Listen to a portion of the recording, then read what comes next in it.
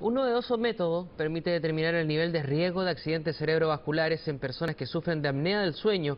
Queremos conversar sobre esta técnica con uno de los especialistas pioneros en su utilización. Nos acompaña el director internacional del Instituto Europeo del Sueño, Diego García Borreguero. ¿Cómo está? Muy bien, encantado Muy buenas de estar tardes. aquí. Bueno, me imagino que estas conexiones entre la apnea del sueño y los accidentes cerebrovasculares parte por la apnea, digamos. Sí, o podemos empezar quizá al revés. Ajá. Vamos a ver, del total de personas que padecen de accidentes cerebrovasculares, podemos identificar la causa, o al menos la existencia de factores de riesgo, en el 50% de ellos. O sea, hay un 50% de los casos que quedan no aclarados. En el resto podríamos hablar de colesterol, hipertensión, etcétera, etcétera, pero hay un 50% que no acaban por ser aclarados. La mayor parte de las personas no saben si tienen apnea del sueño o no, porque es una enfermedad que se manifiesta por definición mientras estamos durmiendo. Lo que vamos a ver en todo caso son sus consecuencias. Las consecuencias son relativamente inespecíficos. Levantarse con sensación de haber dormido mal, dolor de cabeza en las primeras horas de la mañana, somnolencia durante el día, quedarse dormido en cuanto baja un poco el nivel de actividad, la boca muy seca, pero es algo relativamente habitual, también en personas que no tienen apnea del sueño. Habitualmente la sospecha comienza por alguien que nos ve dormir y nota que roncamos mucho, muchísimo, y que además tenemos paradas de respiración. Habitualmente suelen ser más hombres que mujeres, al menos hasta los 60 años hay un predominio masculino claro, luego ya se iguala. Para saber si tenemos apnea del sueño es necesario un estudio.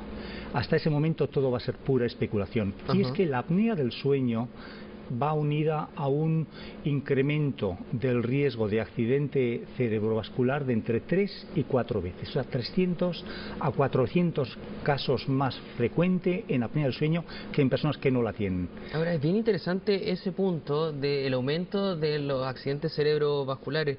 Y respecto al estudio, al examen que se realiza, ¿en qué consiste esto para determinar si uno tiene apnea del sueño?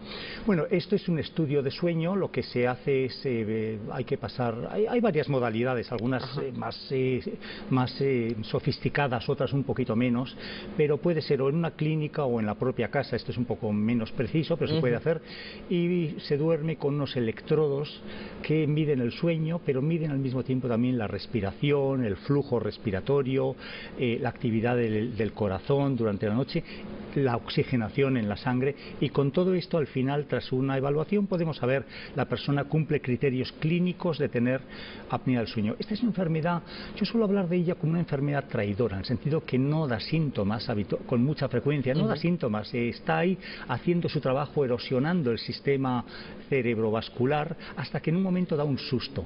En el momento que da el susto lo da a plena conciencia, de tal manera que ya suele ser tarde. Respecto a la misma apnea, muchas veces se ha asociado la apnea del sueño con personas que tienen alto índice de obesidad. Sí. ¿Eso tiene una relación? Clarísima, clarísima. Y de hecho yo lo llevaría un poco más al extremo. Cualquiera de nosotros, incrementando nuestro índice de masa corporal, engordando, aumentando el peso, en algún momento acabaríamos por tener criterios clínicos de apnea del sueño. Hay dos vías para la apnea del sueño. Hay varias, pero vamos, por simplificarlo vendría a ser ahí un elemento genético clarísimo, constitucional, que lo traemos, digamos, de fábrica. Hay otro que depende mucho del peso corporal y la distribución de ese peso corporal, el índice, el perímetro del cuello, el índice abdominal. Todo esto va a influir muchísimo sobre la apnea del sueño. Y hay un tercer elemento que va a ser la existencia de algún factor obstructivo, bien en la nariz o bien en la faringe. La combinación de estos tres elementos acaba precipitando el cuadro de apnea del sueño. Ahora vamos entonces con este primer diagnóstico. ¿Cómo uno puede finalmente, o con qué técnica es determinante el accidente cerebrovascular? ¿Cómo se puede uno proyectar?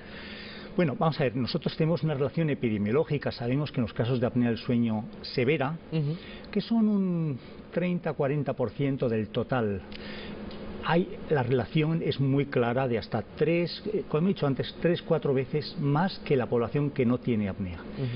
La pregunta es, ¿qué pasa en ese 60% de personas que tienen apnea leve o apnea moderada, entre los que Usted, yo, las personas que nos observan pueden estar, porque simplemente se ronca, que es algo relativamente habitual a partir de cierto peso y determinada edad, y se tiene alguna pausa de apnea que puede haber sido observada o no. En esa apnea leve, que es más leve en cuanto a su severidad, el problema es, ¿lo tratamos o no lo tratamos? A partir de determinado número de apneas están muy claras las guías internacionales en cuanto a que haya que tratar o no.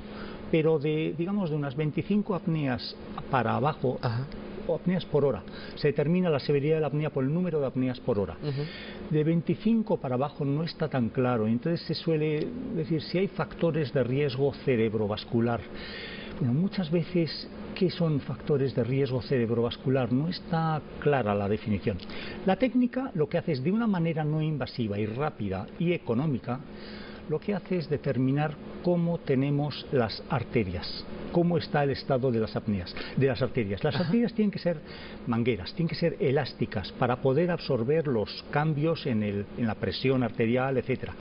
Y entonces lo que va a hacer es, por un lado, determinar mediante ecografía, esto es una técnica no invasiva, es la que podemos estar utilizando pues para muchos temas en medicina, incluso las personas lo conocen para saber si es niño o niña en el embarazo, etcétera.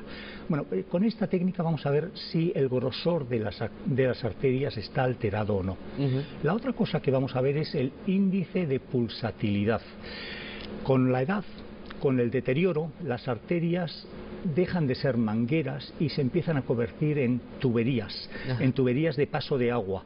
Esas tuberías ya son rígidas y a veces están erosionadas, de tal manera que un incremento de presión puede hacer que la tubería, como en una casa, se rompa. Al romperse tenemos ya la hemorragia cerebral. Entonces vamos a determinar la pulsatilidad. Y esto es una técnica que se va a hacer en unos 10-15 minutos máximo. Y nos va a decir en qué medida el sistema cerebrovascular está envejecido, deteriorado. Si lo estuviera, la indicación de tratamiento va a ser clara. Es decir, el resultado de esta técnica es tratar o no tratar. Qué interesante, porque además deja de ser invasivo como algo que conocíamos antes, que uno generalmente termina yéndose a la causa finalmente, o sea, siendo más bien reactivo en el caso de un accidente cerebrovascular. Esto permite hacer una prevención completa. Bueno, y también va un poco en el sentido de la medicina individualizada, va en esa dirección, ¿no? O sea, se trata de dejar de hablar. En medicina hablamos de relaciones estadísticas, hablamos el 30% de los pacientes con apnea del sueño tiene ABC. Lo que a mí me interesa cuando yo tengo un paciente delante es saber si usted en concreto qué riesgo tiene. El riesgo sigue siendo un término de probabilidad. Es a lo más que podemos llegar. Yo no puedo decir certeza como médico, pero sí me interesaría poder decir no la población de 40 a 50 años, sino usted en concreto qué riesgo tiene.